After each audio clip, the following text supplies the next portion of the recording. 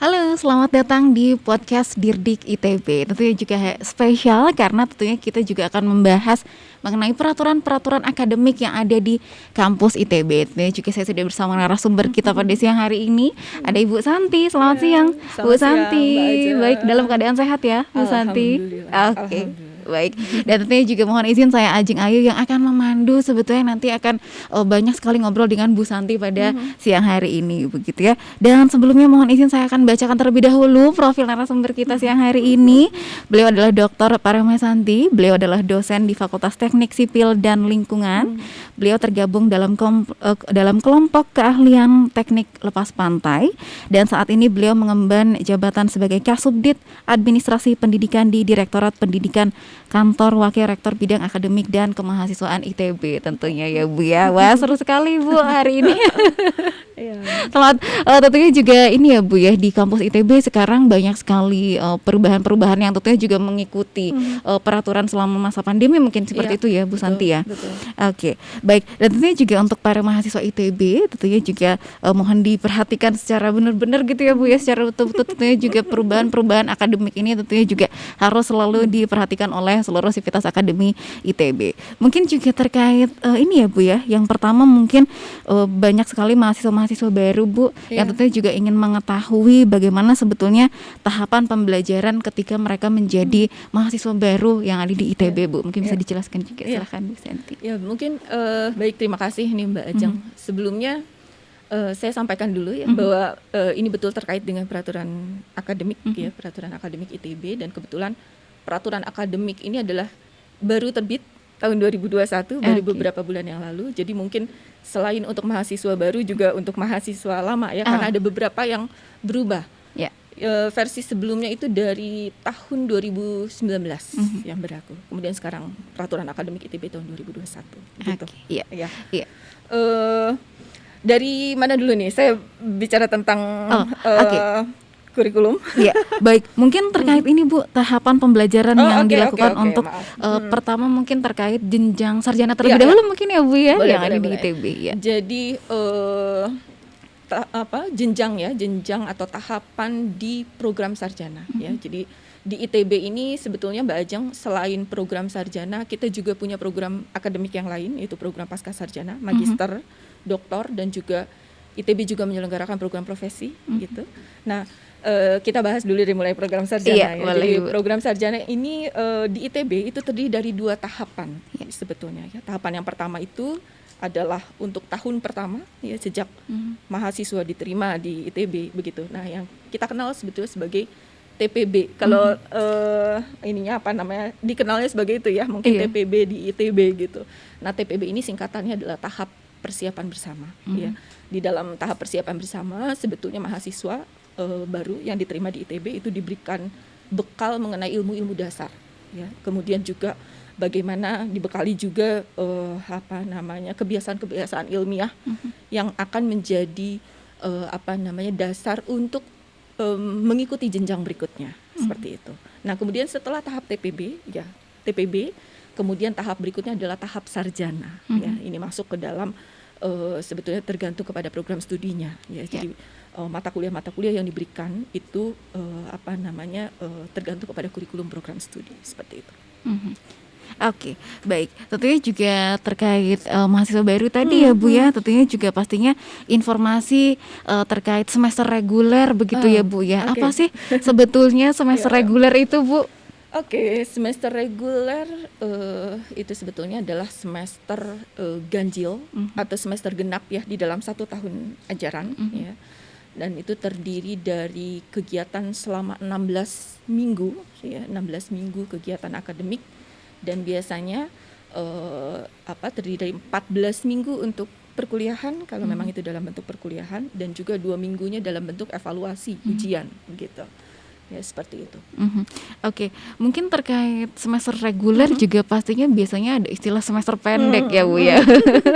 Yang biasanya juga otomatis pasti mungkin lebih pendek ya Bu ya, atau misalnya seperti apa ya Bu Santi? Sesuai namanya semester pendek ini juga dikenal sebagai nama semester antara gitu ya. Sesuai namanya tadi, diselenggarakannya sebetulnya dalam jangka waktu yang lebih pendek ya. Itu termasuk kegiatan perkuliahan maupun evaluasi. Kalau ada praktikum ya termasuk praktikum, itu diselenggarakan dalam 8 minggu begitu. Nah, semester pendek ini diselenggarakan di antara semester genap dari 1 tahun ajaran dan semester ganjil pada tahun ajaran berikutnya gitu. Nah, kalau di ITB, apakah semester pendek itu selalu diselenggarakan untuk misalnya semua mata kuliah? Jawabannya tidak selalu, dan ini tergantung kepada kebijakan dari fakultas sekolah, kebijakan dari program studi, ya, yang mungkin mempertimbangkan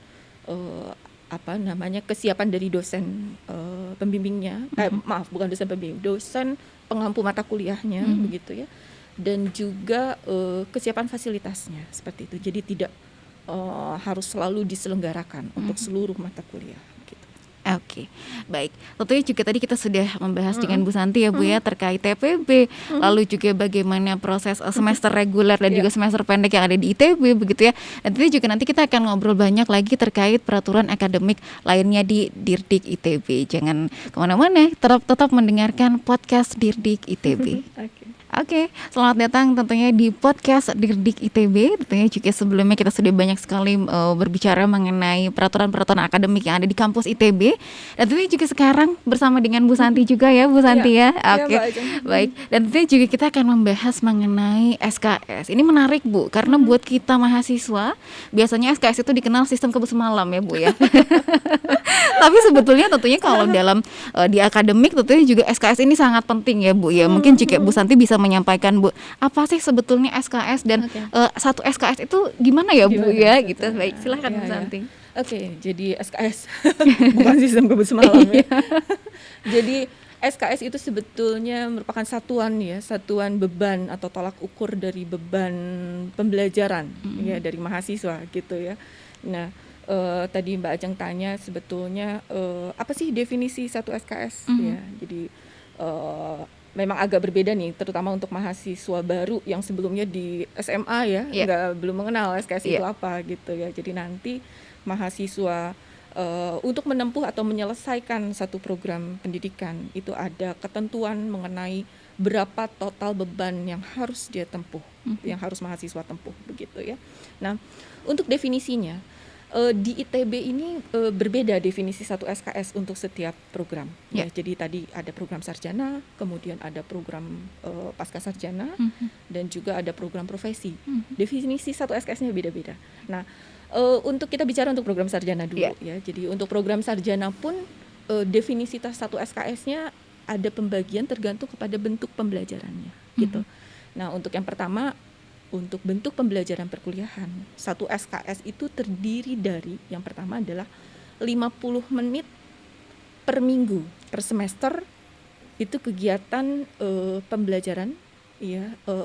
Kalau dulu kita bilangnya tatap muka, tapi tadi Mbak Ajeng bilang di awal bahwa sekarang kan terjadi perubahan dengan adanya pandemi, pembelajarannya juga memungkinkan secara sinkron, asinkron gitu.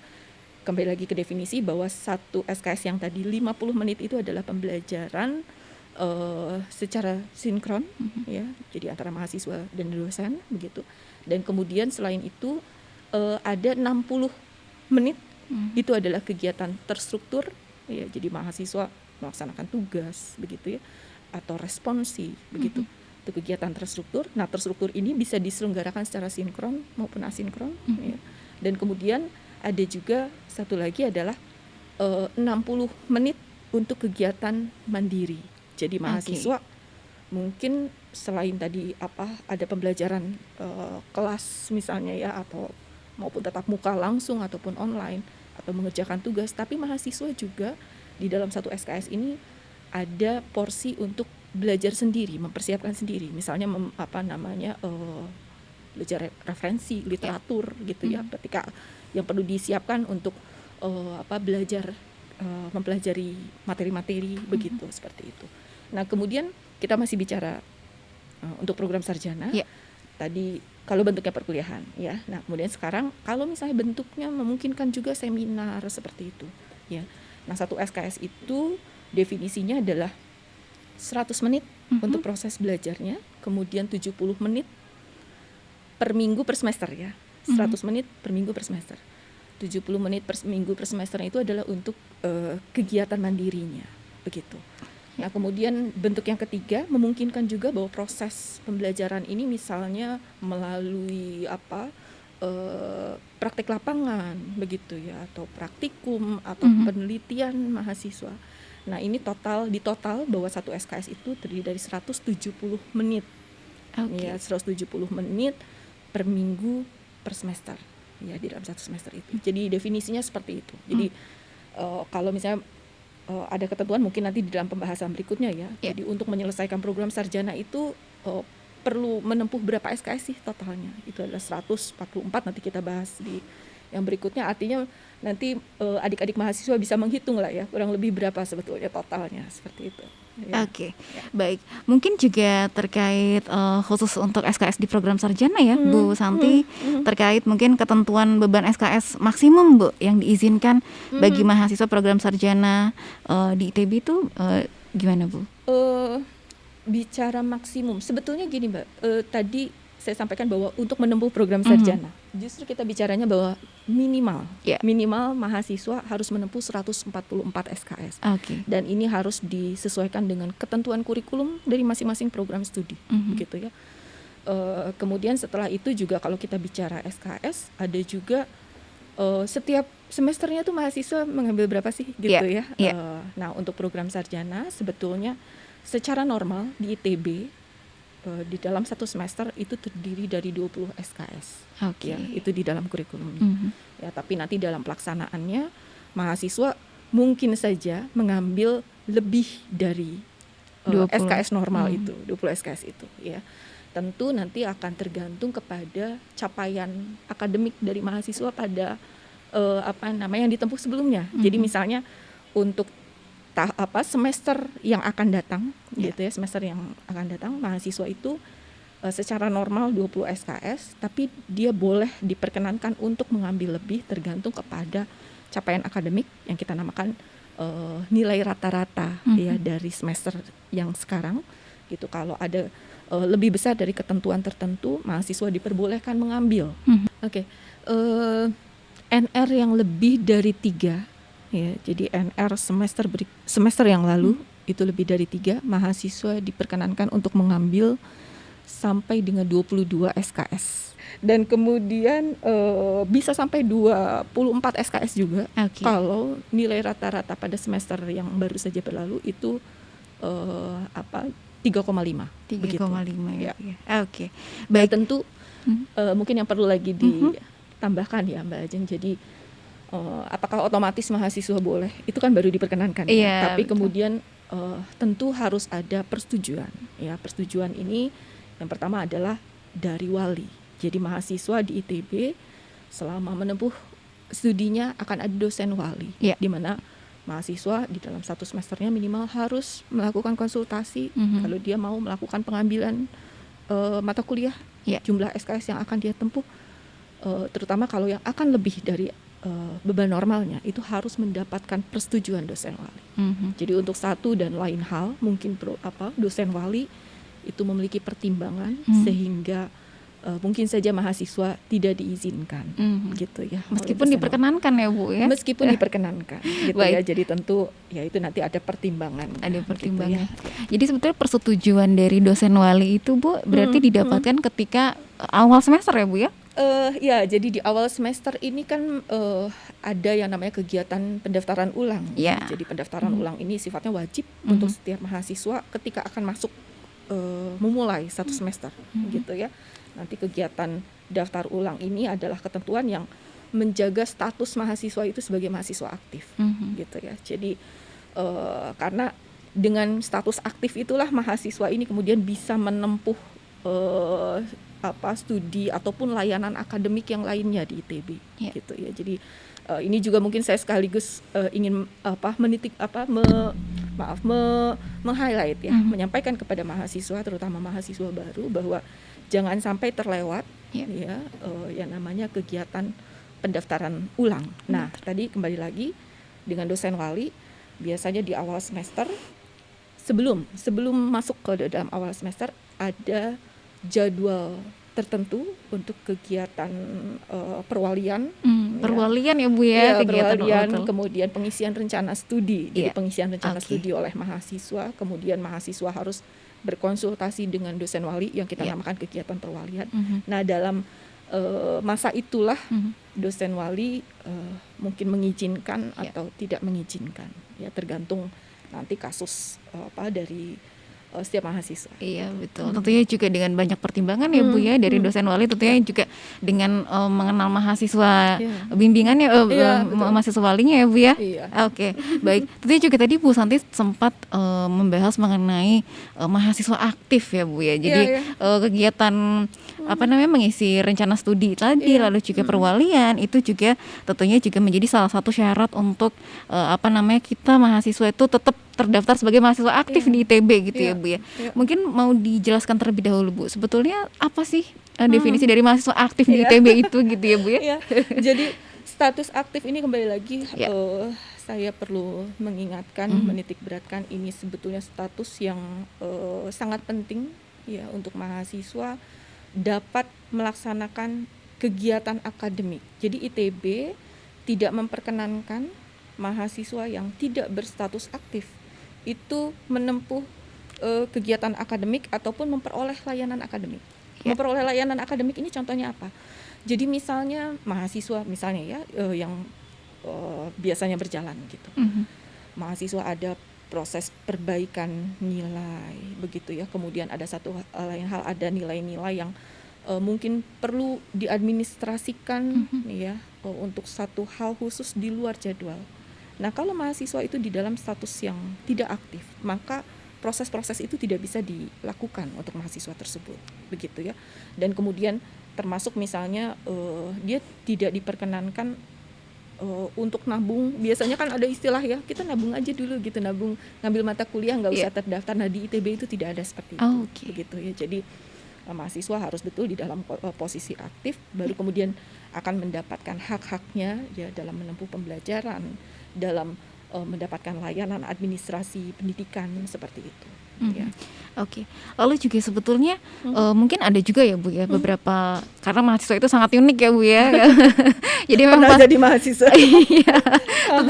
Tentunya juga sangat case by case gitu ya Bu ya. Teman-teman pasti juga Ibu di tim akademik ITB juga banyak sekali case by case yang sebetulnya khusus gitu ya Bu yang perlu treatment dari masing-masing mahasiswa juga.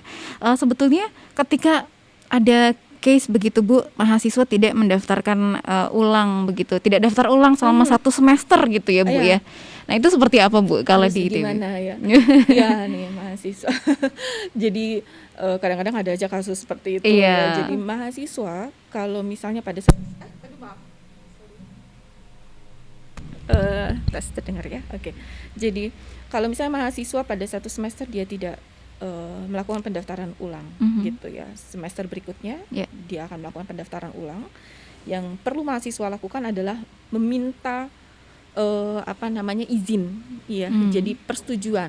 Ya, persetujuan itu sebetulnya kalau di dalam peraturan akademik itu harus ditujukan kepada wakil rektor yang menangani masalah akademik ya. Dalam hal ini sekarang sebutannya adalah wakil rektor bidang akademik dan kemahasiswaan. Begitu ya. Nanti di dalamnya persetujuan itu tentu ada persetujuan dari wali, kemudian kaprodi begitu ya. Kemudian wakil dekan akademik dan kemudian baru nanti ke wakil rektor akademik dan kemahasiswaan. Nah, setelah itu ya mahasiswa ketika meminta persetujuan untuk dapat melakukan pendaftaran ulang ketika semester yang lalunya dia tidak melakukan pendaftaran ulang, mahasiswa harus menuliskan alasannya kenapa gitu ya. Nah, seperti itu yang ditempuh. Nah, ketika mahasiswa tidak melakukan pendaftaran ulang selama 2 semester berturut-turut. Nah itu juga itu ya, 1 tahun penuh berarti ya Bu ya. Nah itu hati-hati ya. Jadi secara di dalam peraturan akademik yang tertulis ya itu mahasiswa dinyatakan bahwa mengundurkan diri sebetulnya dari ITB begitu ya. Tapi nanti akan ada hal-hal yang perlu ditempuh begitu ya. Jadi mahasiswa kembali lagi harus hati-hati ya. Harus harus juga memperhatikan jadwal ya. Karena seringkali mahasiswa ini terlewat masa pendaftaran ulang. Itu dengan alasan tidak tahu jadwal dan seterusnya. Nah, sekarang itu sebetulnya mahasiswa di ITB ada sistem informasi akademik ya. Jadi mahasiswa bisa melihat semua informasi tentang jadwal-jadwal di dalam kalender pendidikan ITB itu di dalam halaman sistem informasi akademik ITB gitu ya. Jadi di sana ada gitu ya. Jadi mahasiswa harus hati-hati jangan sampai terlewat ya. Dan karena kalau misalnya ada satu kegiatan pendaftaran ulang yang melewati jadwal yang sudah ditetapkan di dalam kalender, itu akan lebih akan lebih repot ya. Tahap prosesnya gitu ya. Jadi perlu diperhatikan lah. Iya, mahasiswa juga berarti harus proaktif ya Bu ya, untuk mencari informasi terkait jadwal pendaftaran ulang begitu ya Bu ya. Jangan sampai nanti kelewatnya dua semester seperti tadi ya Bu ya. Kok kalau kelewat sampai 2 semester tuh udah lupa kayaknya ya Bu ya.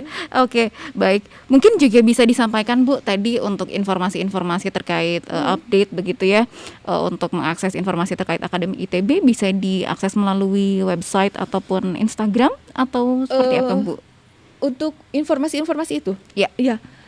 Nanti tadi saya sampaikan bahwa sebetulnya informasi itu akan kami sampaikan ya, mahasiswa bisa melihat di halaman sistem informasi akademik ITB yang dikenalnya CX ya, bahasa ngetopnya CX.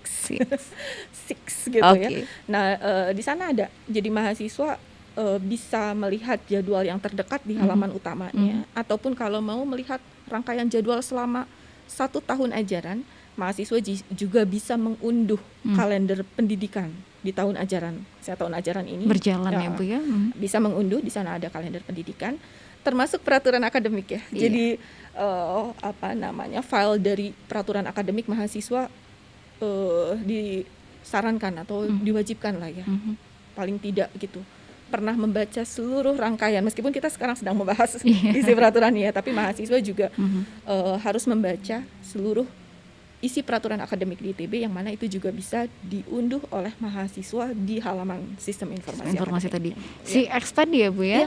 Nanti mahasiswa bisa masuk ke sana dengan akun yang diberikan ya.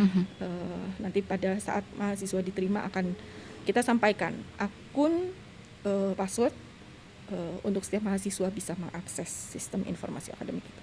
Ya termasuk tadi proses pendaftaran ulang seperti itu juga melalui sistem informasi akademik itu. Oke.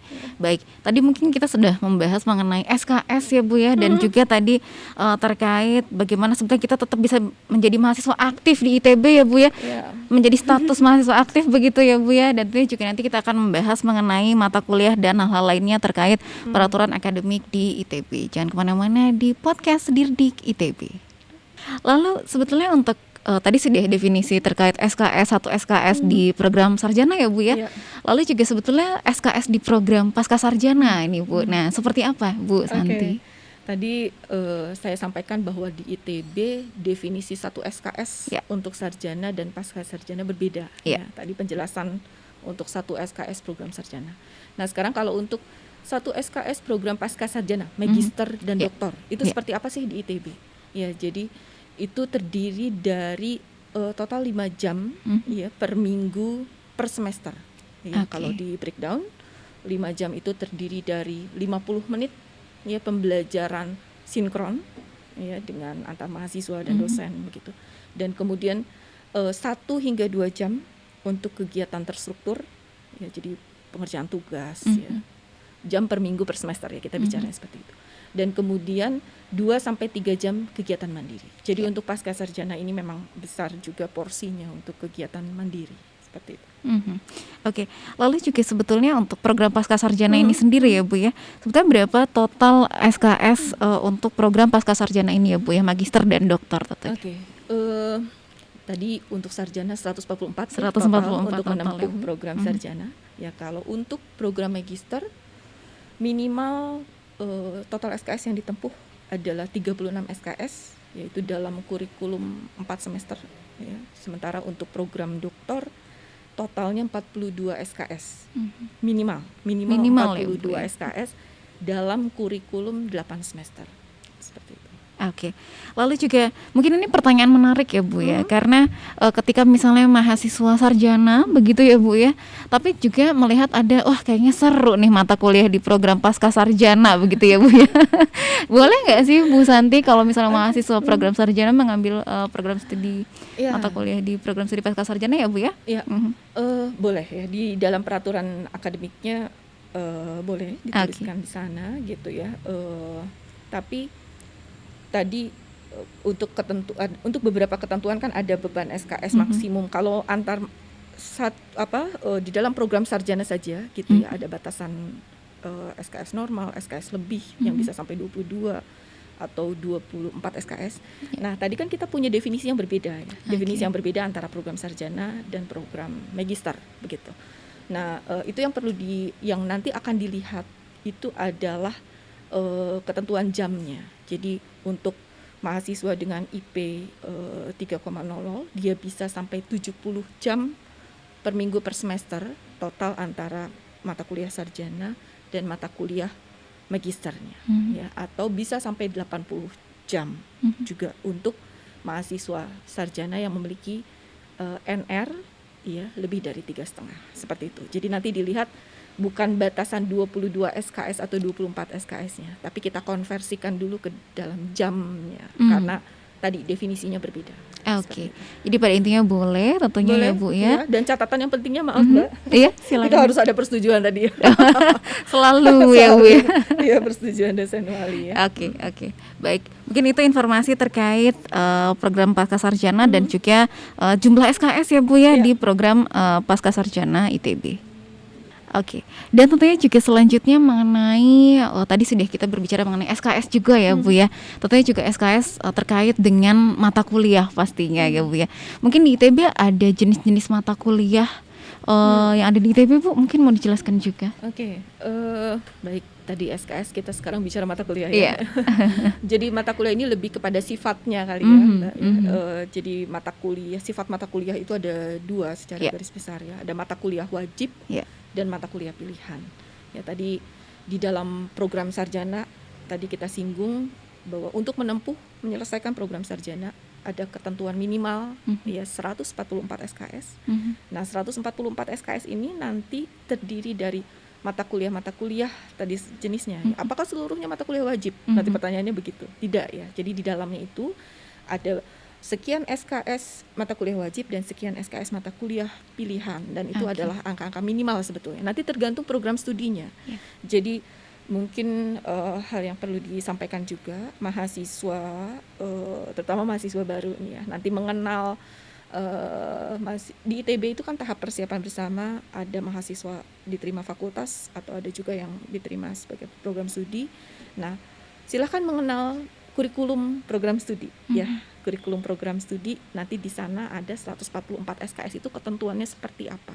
Setiap program studi mempunyai ketentuan kurikulum yang mungkin berbeda satu sama lain ya. Jadi kembali lagi tadi ke sifat mata kuliah, ada mata kuliah wajib artinya harus diambil oleh mahasiswa. Dan kalau tidak diambil akan seperti apa?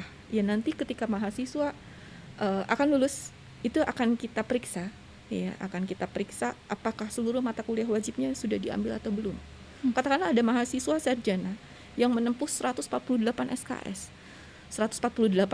tapi ada satu mata kuliah wajib yang belum diambil, tetap tidak boleh lulus, begitu ya. Jadi untuk mata kuliah wajib ini mahasiswa harus hati-hati. Jadi itu adalah sifatnya wajib harus diambil, ya, gitu ya. Nah kalau untuk mata kuliah pilihan, setiap program studi juga memiliki ketentuan yang berbeda-beda. Nah yang pasti secara kurikulum ITB bahwa setiap program studi untuk mata kuliah pilihan minimal 3 SKS itu diambil dari mata kuliah di luar program studi gitu. Jadi ini adalah untuk supaya mahasiswa bisa berinteraksi, mengenal bidang yang lainnya ya. Jadi 3 SKS minimal. Nah untuk hal yang lebih detail tergantung dari program studinya masing-masing seperti itu. Oke. Lalu juga mungkin terkait tadi ya Bu ya, terkait mata kuliah juga. Tadi juga Bu Santi sempat menjelaskan tadi Bu di awal terkait juga pengisian rencana studi begitu ya Bu ya. Nah mungkin juga bisa kita jelaskan lebih detail ya Bu ya, lebih lanjut lagi terkait bagaimana sebetulnya ketentuan pengisian rencana studinya. Oke, Mhm. dikaitkan dengan mata kuliah ya. Iya, betul. Apakah bisa mengambil ke sana sini gitu ya. Iya. Tadi saya menyinggung tentang kurikulum.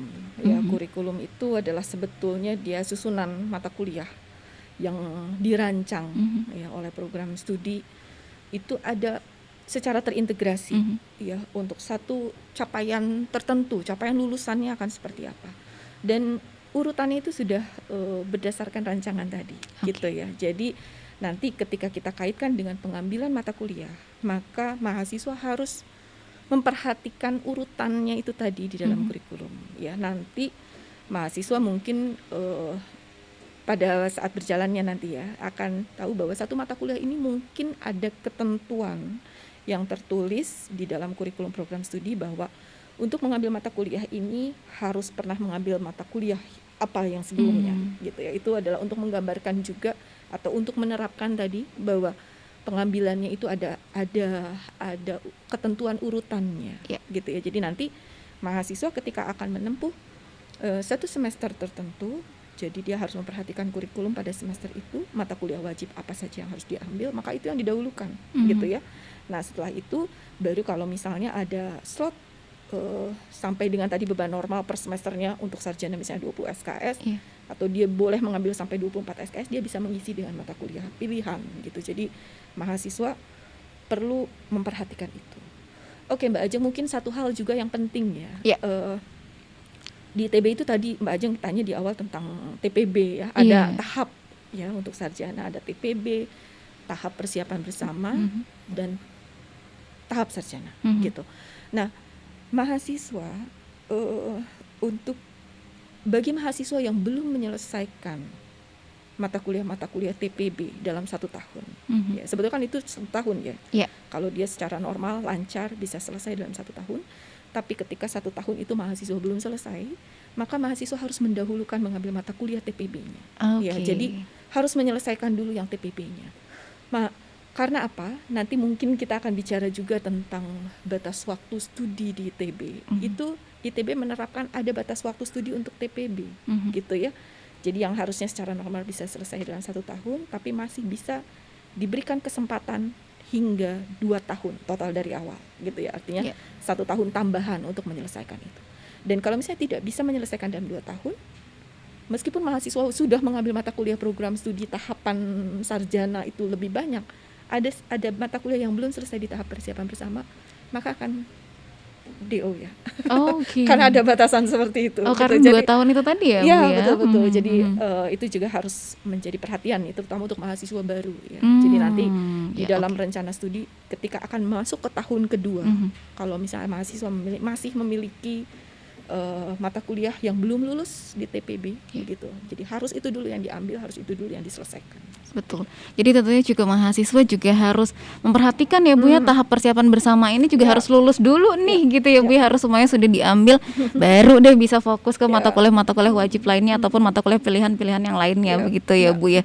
Tapi juga tentunya Bu, biasanya mahasiswa nih ya Bu ya untuk mengambil mata kuliah pilihan atau mata kuliah yang lainnya, biasanya mereka ada pengen merubah nih Bu ya biasanya ketika misalnya pengisian rencana studinya nih Bu, ketika misalnya mereka pengen merubah nih pengisian rencana studinya, itu seperti apa Bu Santi, bisa nggak? Oke, jadi di ITB ini memang ada tadi masa pendaftaran ulang ya, sesuai kalender pendidikan. Ada mahasiswa mengisi rencana studi awal gitu ya. Nah katakanlah mahasiswa sudah mengisi, kemudian dalam perjalanannya dia ingin mengubah gitu ya. Terutama misalnya terkait dengan mata kuliah pilihan, ada hal satu dan lain hal yang kemudian ingin mengubah, itu diperkenankan di ITB. Dan ada yang kita kenal sebagai ada masa perubahan rencana studi atau dikenalnya sebagai PRS ya, perubahan rencana studi. Itu biasanya di dalam kalender pendidikan setelah 4 minggu perkuliahan ya. Kemudian mahasiswa diberikan kesempatan untuk mengubah rencana studi, bisa menambah atau mengurangi ya. Dan kembali lagi dalam masa tahap perubahan rencana studi harus ada perwalian lagi gitu ya. Kalau misalnya mahasiswa sudah mengisi perubahan rencana studi PRS itu melalui sistem informasi akademik, tapi kemudian wali belum melakukan persetujuan wali ini juga melalui sistem informasi akademik ya. walinya belum menyetujui, maka itu tidak akan terproses. Oh. Jadi masih dianggapnya bahwa pengambilan yang sebelumnya, yang resminya seperti itu. Ya, jadi mahasiswa yaitu perlu memastikan ya, jadi ada persetujuan wali seperti itu. Oke, berarti juga mahasiswa harus terus berkomunikasi dengan dosen wali juga ya Bu ya, karena ketika ada perubahan itu tadi tentunya juga harus memberitahukan dalam arti seperti itu ya Bu ya kepada dosen walinya untuk melakukan approval di sistem informasi akademiknya juga. Lalu juga mungkin terkait ini Bu, bagaimana sebetulnya tadi sudah ya Bu ya urutan daftar ulang, lalu juga ketentuan pengisian rencana studi, lalu juga mengubah pengisian rencana studinya. Betul. Begitu ya Bu ya. Lalu juga ada informasi lainnya nggak Bu terkait masih rencana studi ya? Iya. Oke nih, mungkin saya tambahkan lagi.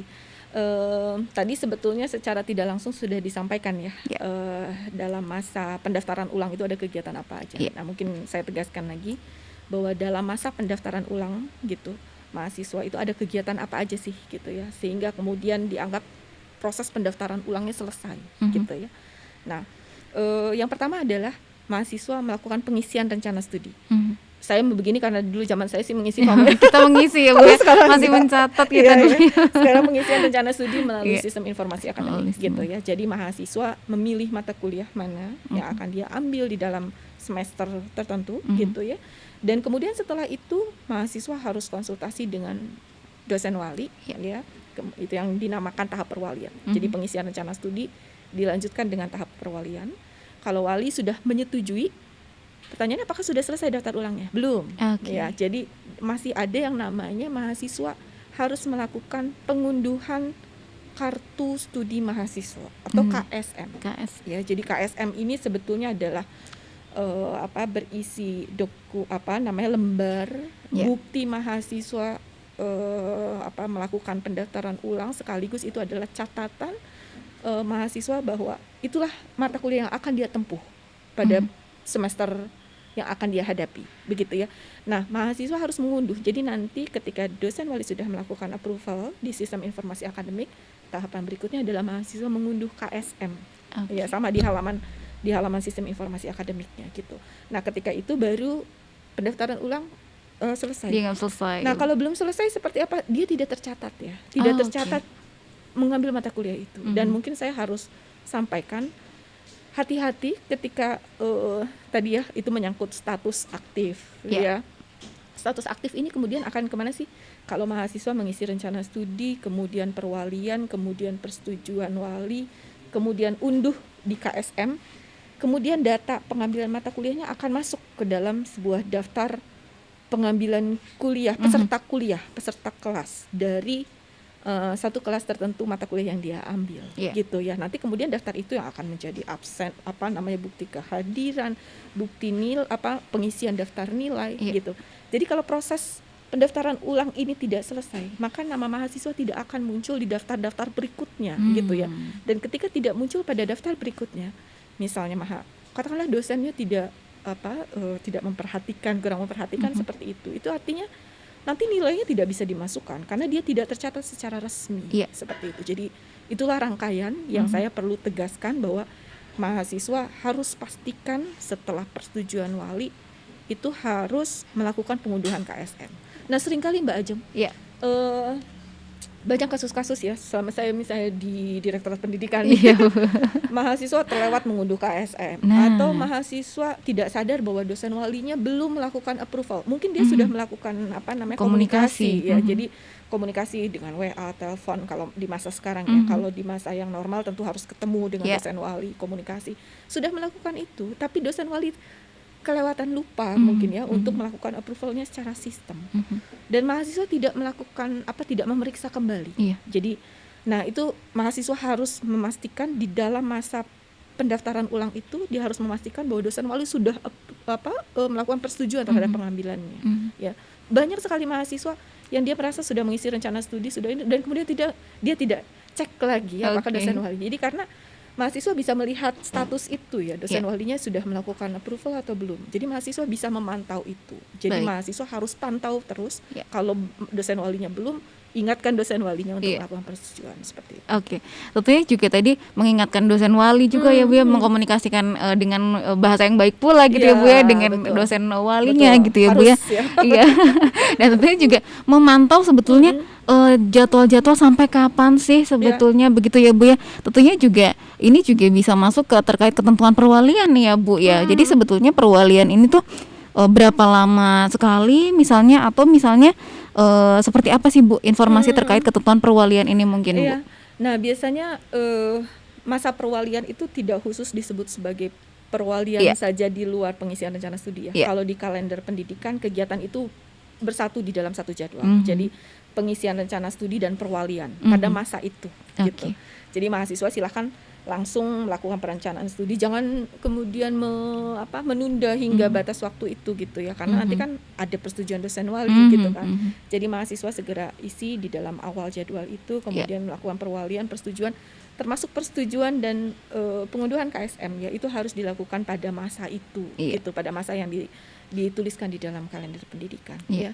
Jadi kalau ditanya berapa kali gitu ya, mahasiswa paling tidak itu ya setiap daftar ulang itu harus perwalian Per semester ya Bu ya? Iya, Oke. gitu ya.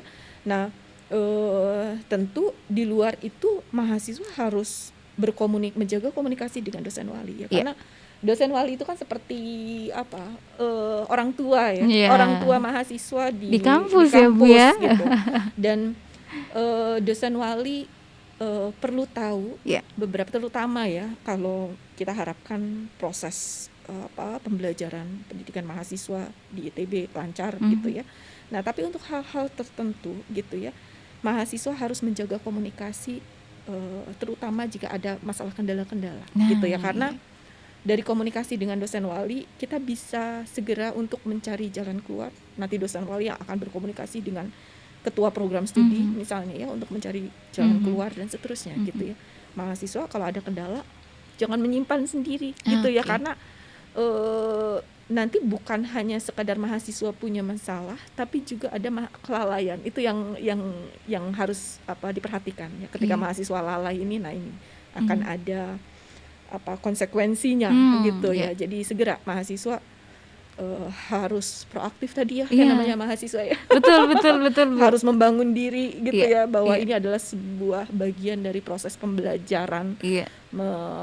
Menambah kemampuan bahwa kita harus aktif, kita harus inisiatif dan seterusnya seperti itu. Oke, baik. Mungkin tadi sudah dibahas secara rinci dan jelas ya Bu ya, terkait pengisian masa rencana studinya, lalu juga bagaimana bisa merubah atau tidak, tentunya juga proses perwalian begitu ya. Tentunya nanti kita akan membahas mengenai hal-hal juga terkait berapa lama sih Bu program waktu studi dan program pada program sarjana maupun pasca sarjana begitu ya, sampai di segmen selanjutnya. Oke, kembali di podcast Dirdik ITB. Tentunya juga tadi sudah banyak sekali membahas peraturan-peraturan akademik yang ada di ITB. Tentunya juga sekarang kita membahas mengenai waktu studi ya Bu ya. Tentunya waktu studi juga ini menjadi satu concern yang penting nih Bu untuk mahasiswa. Tentunya juga untuk mahasiswa sarjana maupun pasca sarjana nih Bu Santi. Sebetulnya berapa lama sih Bu waktu studi untuk program sarjana dan pasca sarjana ini Bu Santi? Oke. Waktu studi ya. Tadi kita bicara untuk sarjana. Ya. Kurikulumnya itu sekurang-kurangnya 144 SKS. Rancangan kurikulumnya itu dalam 8 semester. Ya. Jadi secara normal, kita bicara normal, waktu studi program sarjana itu 8 semester atau 4 tahun. Ya, 8 semester reguler tadi ya.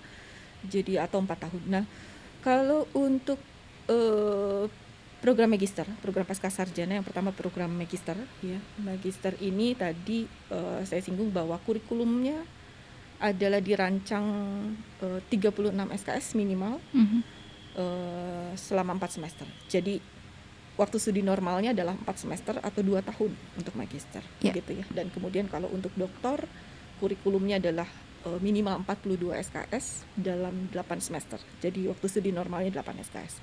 Nah, kembali lagi ke sarjana ya. Karena sarjana ini ada tadi tahap TPB, kemudian tahap sarjana itu sendiri. Nah, di pembahasan yang sebelumnya juga tadi sudah disinggung ya. Jadi di ITB tahap atau TPB, tahap pertama ini, TPB ini ada waktu studinya, ada ketentuan waktu studinya, yakni hingga 4 semester atau 2 tahun. Iya. Ya, jadi meskipun kurikulum TPB itu 1 tahun bisa diselesaikan secara normal, ya, tapi untuk mahasiswa-mahasiswa yang masih punya kendala dalam penyelesaian kurikulum TPB, maka masih diberi kesempatan hingga 1 tahun berikutnya. Jadi total dari awal itu bisa menyelesaikan TPB sampai dengan 2 tahun. Iya. Ya. Pertanyaannya kalau tidak dapat menyelesaikan hingga 2 tahun secara peraturan, maka DO gitu ya. Nah, kemudian setelah itu ada tahap sarjana, tapi kita bicara waktu studi secara keseluruhan, ya.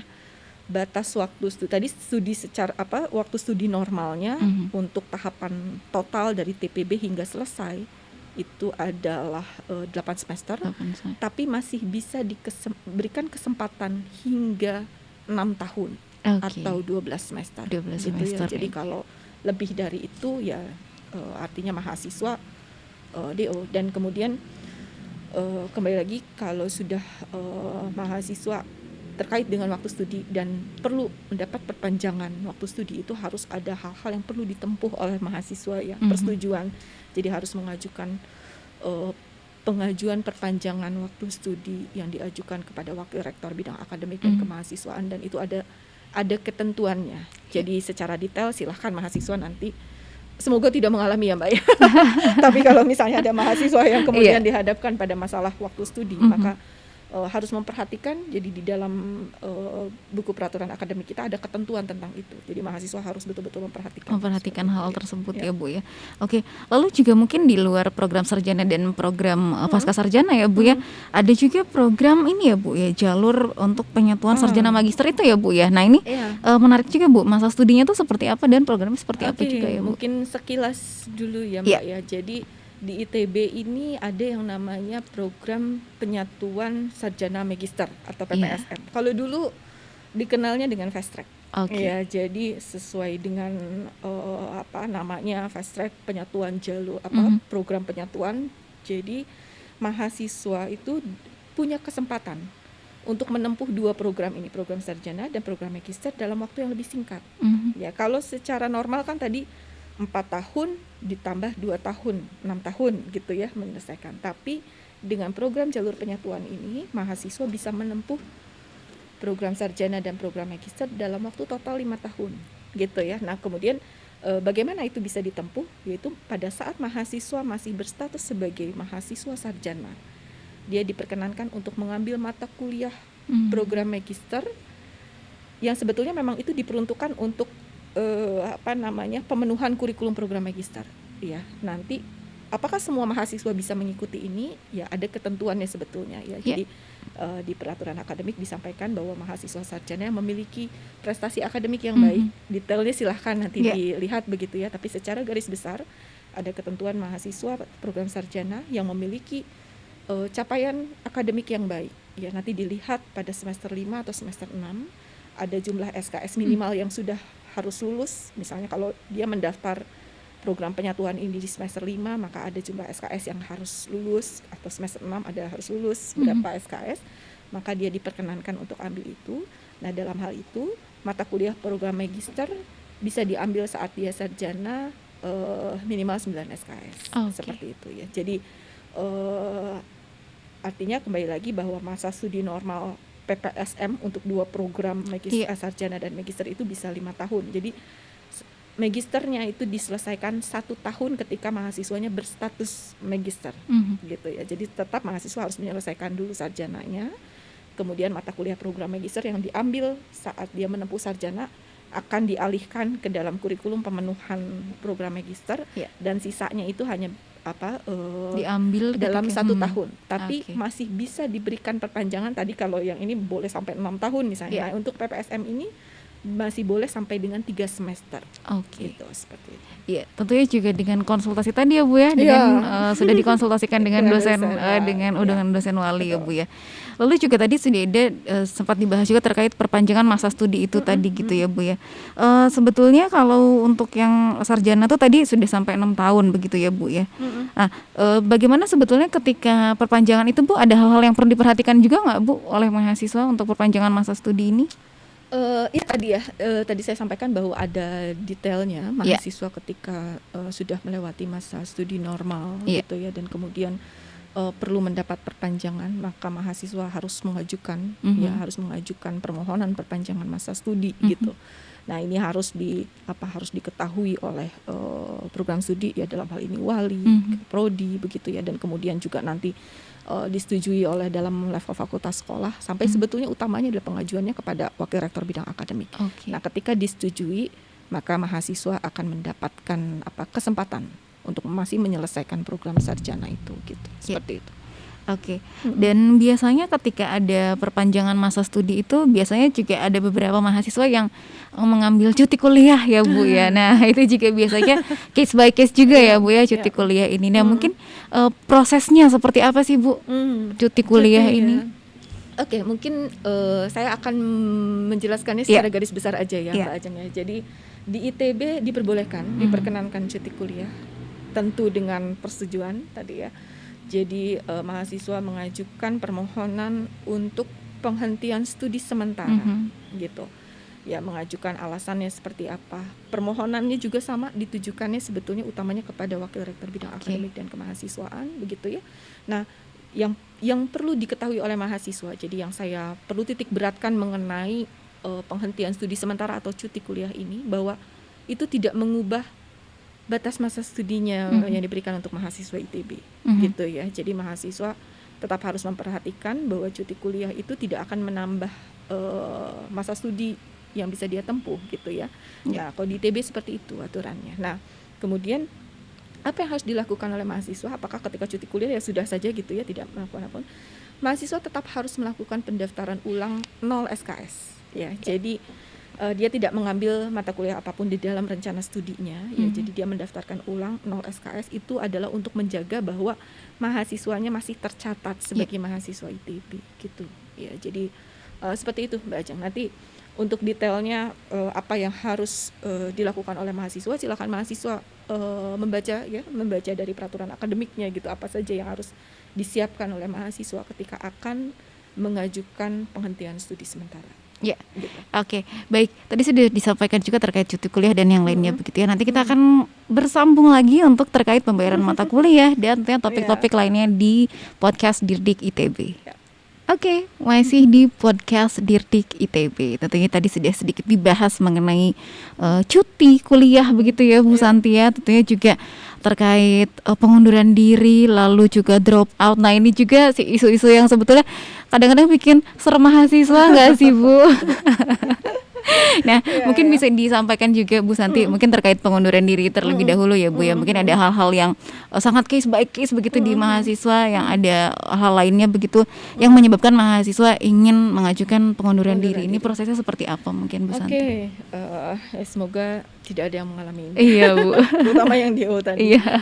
Oke, di ITB mahasiswa boleh Mhm, mengajukan pengunduran diri mhm. ya. Jadi kalau secara teknisnya, Ya. prosedurnya seperti apa, mungkin secara garis besar aja saya sampaikan ya. Mhm, Jadi pengunduran diri ini mahasiswa harus mengajukan permohonan secara tertulis ya mhm. kepada wakil rektor bidang akademik dan kemahasiswaan. Ya, tentu setelah mendapatkan persetujuan Ya. ya dari program studi dan fakultas sekolah, dalam hal ini dekan begitu ya. Mhm, Nah, kemudian kalau misalnya itu disetujui, maka mahasiswa akan diperkenankan dan itu disahkan melalui surat keputusan rektor bahwa mhm. mahasiswa tersebut mengundurkan diri begitu ya.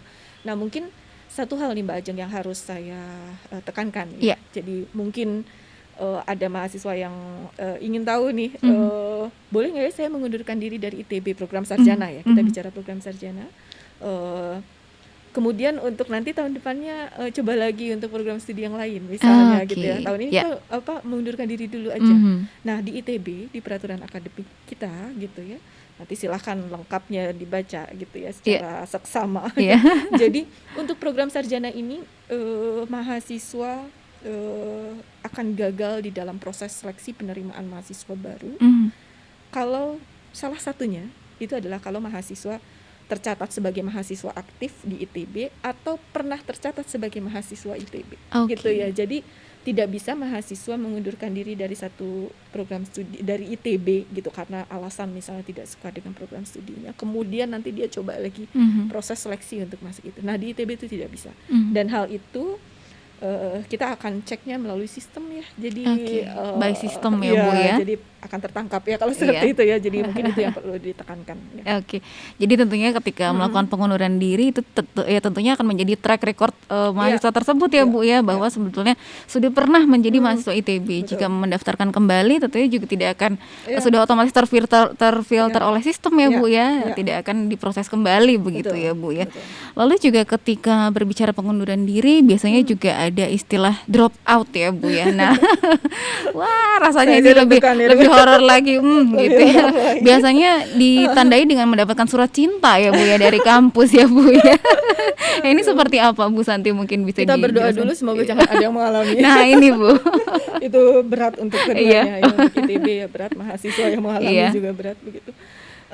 Ya, jadi drop out ini tentu dikaitkan dengan ketentuan ya. Jadi kita punya ketentuan dan mahasiswa ini tidak memenuhi ketentuan itu. Yang pertama adalah tadi terkait dengan waktu studi ya.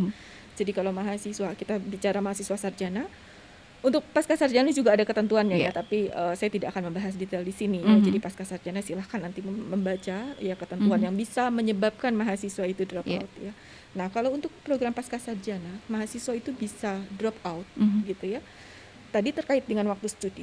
Jadi kalau sudah melewati waktu studi maksimal yang ditentukan oleh ITB. Tadi untuk sarjana ada TPB, waktu studi maksimalnya 2 tahun. 2 tahun. Ya, kalau lebih dari itu artinya DO begitu. Nah, kemudian untuk total sarjana, waktu studi maksimalnya 6 tahun ya, kalau tidak memenuhi itu akan terancam dengan DO. Nah, satu lagi sebetulnya di peraturan akademik kita itu juga dituliskan untuk TPB, selain tadi ada batas waktu studi, untuk tahun pertama kalau indeks prestasi, nanti kita bicara indeks prestasi itu apa mungkin nanti ya kita pembahasan. Jadi kalau indeks prestasi mahasiswa selama 1 tahun di TPB itu kurang dari 1, itu pun juga akan menyebabkan mahasiswa DO gitu, seperti itu ya. Jadi ya harus mendapatkan perhatian ya mahasiswa. Saya rasa mahasiswa yang diterima di ITB ini punya kemampuan yang sebetulnya cukup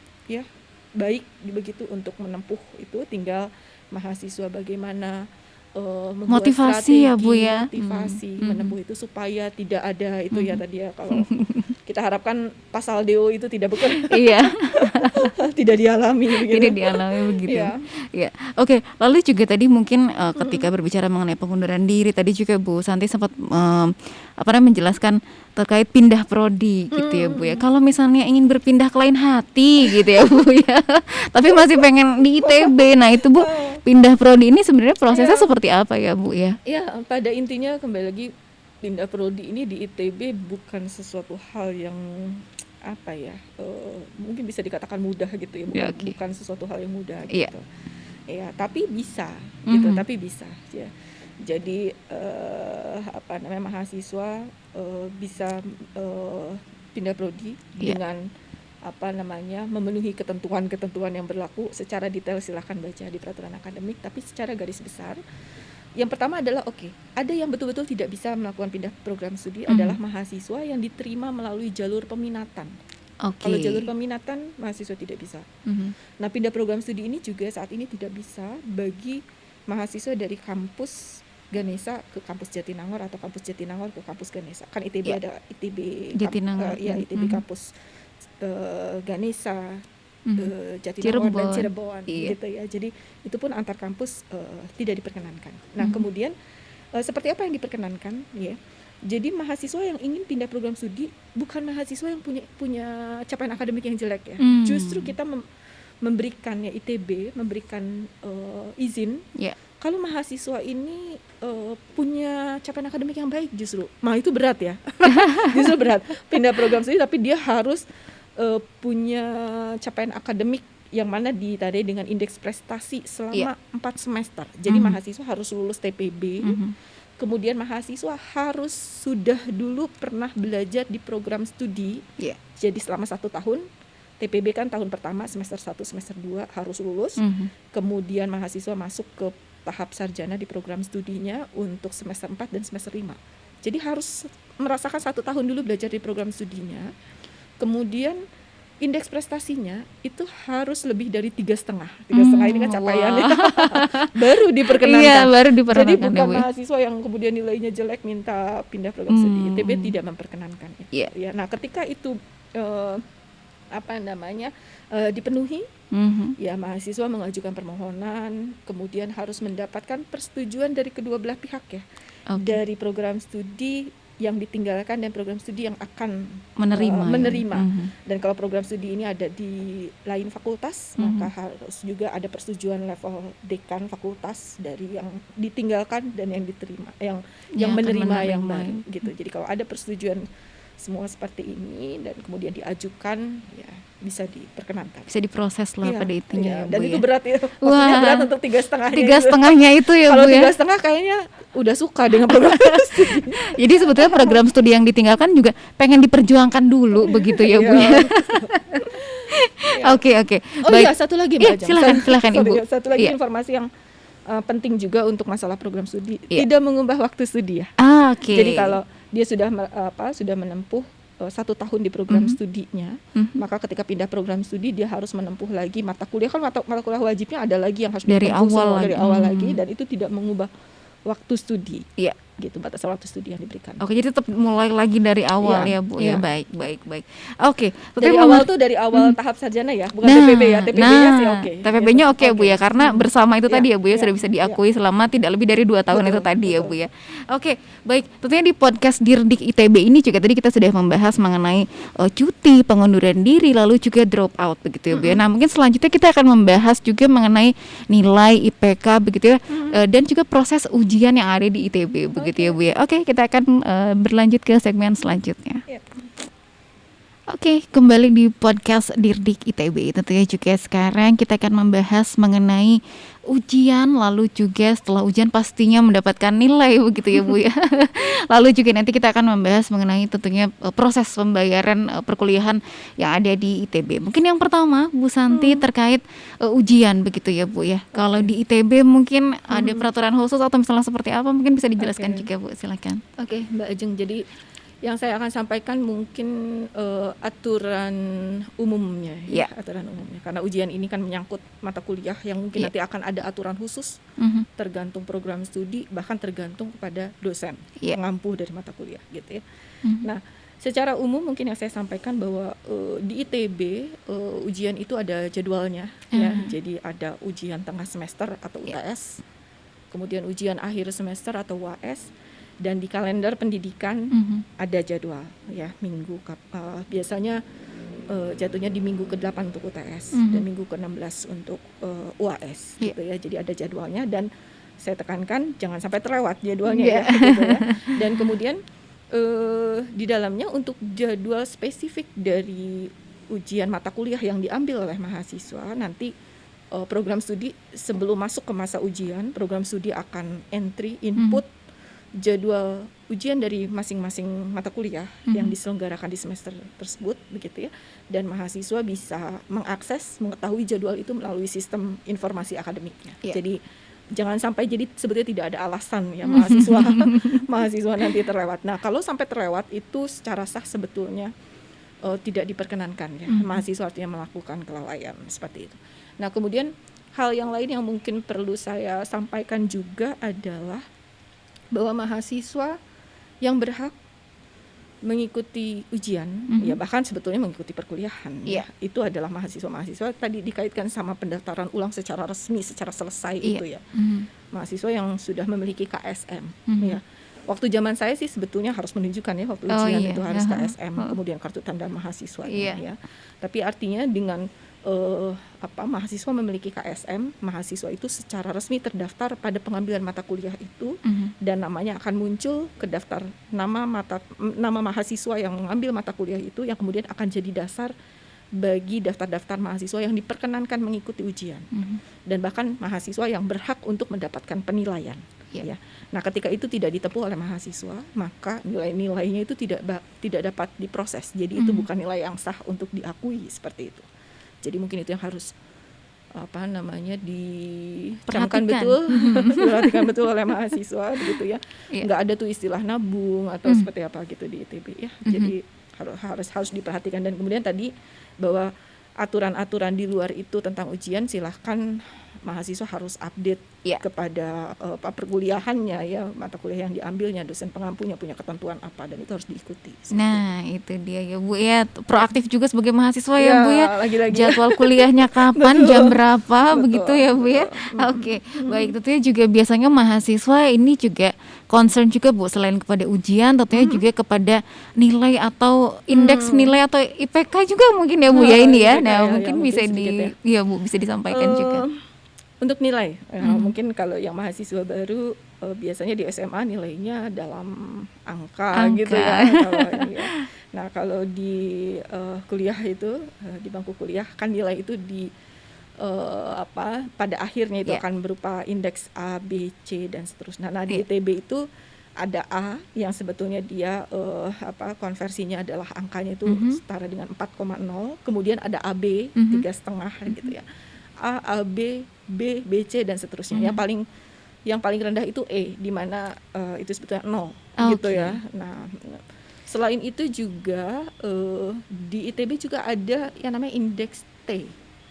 Ya, T itu artinya adalah mahasiswa belum menyelesaikan seluruh ketentuan, sehingga nanti di akhir masa perkuliahan dan selesai evaluasi ujian oleh dosen pengampu belum bisa memberikan nilai akhir untuk mahasiswa tersebut, sehingga diberikan nilai T yang artinya belum selesai gitu ya. Nah, jika mahasiswa mendapatkan nilai T, mahasiswa harus memperhatikan kembali lagi ada jadwal yang diberikan ya, itu tertera di dalam kalender akademik, kalender pendidikan ya, bahwa di dalam satu semester kapan masa paling telat bisa mengubah nilai T. Gitu ya. Nah, kalau mahasiswa itu terlewat masa itu, maka otomatis akan menjadi E. Begitu ya. Jadi hati-hati ini mahasiswa ya. Jadi T ini bisa mengubah bisa di akhirnya menjadi nilai E kalau dia terlewat untuk memenuhi kekurangannya dalam pemenuhan ketentuan penilaian dari dosen, seperti itu ya. Nah, ya seperti itu. Dan kemudian nanti capaian mahasiswa ya, misalnya di dalam satu semester ya, ketika selesai kemudian ada yang namanya di akhir ketika sudah evaluasi, nilai-nilai itu kan ada di daftar nilai akhir dari setiap mata kuliah, dan mahasiswa nanti bisa mengakses ya melalui sistem informasi akademiknya ya, nilai-nilai yang dicapai untuk mata kuliah yang diambilnya itu berapa gitu ya. Dan kemudian kalau di dalam satu semester nilai-nilai itu sudah keluar, nilai rata-ratanya dari apa yang dia ambil itu nanti akan menghasilkan yang namanya indeks prestasi. Nah, di ITB itu ada indeks prestasi saja atau IP, ada juga indeks prestasi kumulatif. Ya. Nah, kalau indeks prestasi dan juga tadi ada nilai rata-rata atau NR. Nah, sebetulnya sih cara perhitungannya sama-sama dia rata-rata gitu ya, tapi yang mana yang diperhitungkan. Nah, kalau indeks prestasi itu adalah berdasarkan nilai pengambilan terakhir sebetulnya. Jadi mahasiswa mungkin saja mengambil mata kuliah itu berulang ya. Ada kadang-kadang mahasiswa semester ini mengambil mata kuliah A, mata kuliah X misalnya, kemudian dia dapat nilai C, kemudian tahun berikutnya dia ingin mengambil untuk mencuci, istilah mahasiswa ya, mencuci atau apalah, memperbaiki nilai. Nah, kemudian malah dapat D. Nah, di ITB itu yang diambil adalah nilai terakhir, bukan nilai yang paling baik ya. Bukan nilai yang paling baik, tapi nilai terakhirnya. Nah, nilai terakhir yang kemudian dicapai oleh serangkaian dari awal sampai akhir mahasiswa mengambil mata kuliah itu menghasilkan IP. Nah, kalau indeks prestasi kumulatif itu historinya dihitung semua. Mahasiswa pernah mengambil berapa kali. Kemudian kalau E artinya konversinya 0, kalau C konversinya misalnya A 4 tadi ya, AB 3,5 dan seterusnya. Itu semua diperhitungkan menjadi indeks prestasi kumulatif. Ya, di ITB itu ada dikenal itu. Nanti ini akan ada peruntukannya gitu ya. Peruntukannya itu misalnya kalau indeks prestasi kumulatif itu akan diperhitungkan ketika mahasiswa lulus itu akan mendapat predikat kelulusan, apakah cum laude, apa sangat memuaskan. Di ITB itu berdasarkan indeks prestasi kumulatif gitu ya. Jadi kalau misalnya dia dapat A-nya, sebelumnya mata kuliah itu diperolehnya dari dia dapat E dulu, dapat C dulu misal gitu ya.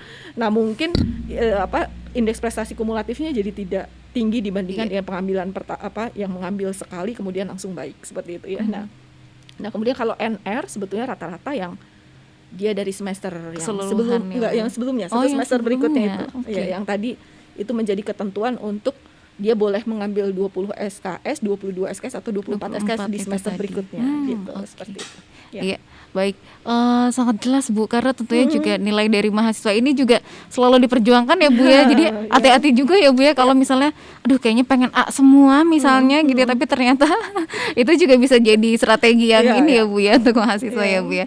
Oke, baik. Mungkin terkait ini Bu yang terakhir, ini juga mungkin Mas juga pasti banyak yang bertanya-tanya terkait pembayaran untuk biaya kuliah Bu Santi. Pembayaran. Iya, Oke. jadi mungkin ketentuan pembayaran ya Bu ya, Pembayaran ya. kuliah bagi Mungkin mahasiswa ITB. ini dikaitkan dengan akademiknya ya. Iya. Jadi yang pertama yang perlu saya sampaikan adalah ITB punya peraturan rektor tersendiri. Peraturan akademik ini juga peraturan rektor. Iya. Nah, kemudian ada peraturan rektor tersendiri terkait dengan ketentuan biaya penyelenggaraan pendidikan BPP gitu. Nah, di sana ada aturan yang lebih rinci gitu ya. Tapi mungkin yang akan saya tekankan di sini adalah kembali lagi kalau secara akademik ada jadwal dan seterusnya, kita pun juga punya jadwal di kalender pendidikan kapan mahasiswa harus menyelesaikan pembayaran itu gitu ya di dalam satu semester. Nah, bagi mahasiswa yang kira-kira akan mengalami kendala ya untuk mahasiswa program sarjana harus segera untuk mengkomunikasikan dengan Direktorat Kemahasiswaan ya, kalau untuk mahasiswa program sarjana. Kalau pasca sarjana bisa ke sekolah pasca sarjana seperti itu. Nah, sebetulnya ITB saat ini memungkinkan ya pembayaran BPP itu melalui skema cicilan dan seterusnya, dan itu kembali lagi harus mahasiswa lakukan ya kapan dia mengajukan cicilan. Tentu cicilan itu nggak otomatis ya, ada harus yang mahasiswa tempuh dulu gitu. Nah, apa yang harus mahasiswa tempuh untuk dia bisa mengajukan skema cicilan itu ada waktunya juga. Jadi mahasiswa harus memperhatikan kembali lagi ya inisiatif, harus melihat seperti itu. Jangan kemudian ketika sudah masuk ke semester berjalan baru kemudian itu diurus. Oh ya, mungkin satu hal lagi Mbak Ajeng, mengenai biaya penyelenggaraan pendidikan ini sebetulnya ini satu hal yang memang baru ya di peraturan akademik yang baru ini 2021. Karena yang sebelumnya di peraturan akademik sebelumnya masalah pembayaran atau tunggakan dari mahasiswa itu mungkin akan menghalangi proses akademik ya. Dalam hal ini pendaftaran ulang itu akan terkendala. Nah, di dalam peraturan akademik yang sekarang proses pendaftaran ulang begitu ya, itu tidak lagi terhalang oleh masalah pembayaran. Jadi kembali lagi mahasiswa tidak boleh ada alasan tidak bisa mendaftar ulang itu karena masalah dia tidak bisa bayar. Tetap harus menempuh pendaftaran ulang gitu ya. Nanti kalau misalnya mahasiswa dia memiliki tunggakan hingga lulus gitu ya, nyatakan lulus, oke, boleh nyatakan lulus, ikut yudisium kelulusan gitu. Tapi ITB akan memiliki hak untuk menahan ijazah dari lulusan tersebut kalau masih memiliki tunggakan seperti itu di peraturan yang baru. Karena berarti masih ada kewajiban yang belum terpenuhi ya Bu ya. Betul. Oke, tapi berarti kalau setelah semuanya sudah selesai ya tentunya juga ijazah akan tetap diberikan begitu ya Bu ya. Tentu. Baik. Oke, mungkin ini juga tadi sudah pembayaran lalu juga nilai terkait ujian begitu ya. Nah, ini mungkin terkait kegiatan begitu ya Bu ya. Nah, biasanya mahasiswa juga selain kegiatan perkuliahan tentunya juga ada kegiatan di luar kampus begitu ya Bu Santia. Ini terkait seperti apa sih Bu sebetulnya kalau mahasiswa apakah diperbolehkan melaksanakan kegiatan akademik di luar kampus atau bagaimana ketentuannya nih Bu Santi? Mbak Ajeng, nah ini sebetulnya topik atau isu yang juga baru ya di peraturan akademik kita ya. Ini sebetulnya salah satunya adalah mengakomodir dari ketentuan nasionalnya juga yang baru. Mungkin Mbak Ajeng atau adik-adik mahasiswa semua sudah mulai mendengar tentang ada yang namanya Merdeka Belajar Kampus Merdeka gitu ya, MBKM gitu ya Bu ya. Di dalam kesempatan yang lain atau ada aturan rektor tentang MBKM, jadi mahasiswa silakan juga memperhatikan itu secara khusus gitu ya, peraturan rektornya. Ada juga surat edaran WRAM terkait ini. Nah, mungkin yang akan saya sampaikan sekilas di sini adalah pada ketentuan baru ini kegiatan mahasiswa di luar kampus artinya bukan melalui perkuliahan Iya. di program studi di ITB itu dapat diakui ya, dapat diakui sebagai pemenuhan kurikulum ya. Jadi dapat diakui sebagai mata kuliah dengan nilainya, meskipun kegiatannya misalnya itu ada kegiatan pengabdian masyarakat, ada misalnya magang, praktek kerja ya di industri misalnya gitu ya. Itu bukan bentuk perkuliahan di program studi di ITB, tapi ini bisa dikonversikan dan diakui untuk memenuhi mata kuliah tertentu di ITB yang bisa juga nanti diakui sebagai masuk ke 144 SKS misalnya untuk program sarjana. Nah, MBKM ini adalah lebih pada program sarjana. Nah, tapi kembali lagi yang harus ditekankan di sini adalah keikutsertaan mahasiswa dalam kegiatan itu yang kemudian nanti ingin dikonversikan menjadi mata kuliah untuk pemenuhan kurikulum itu harus mendapatkan persetujuan.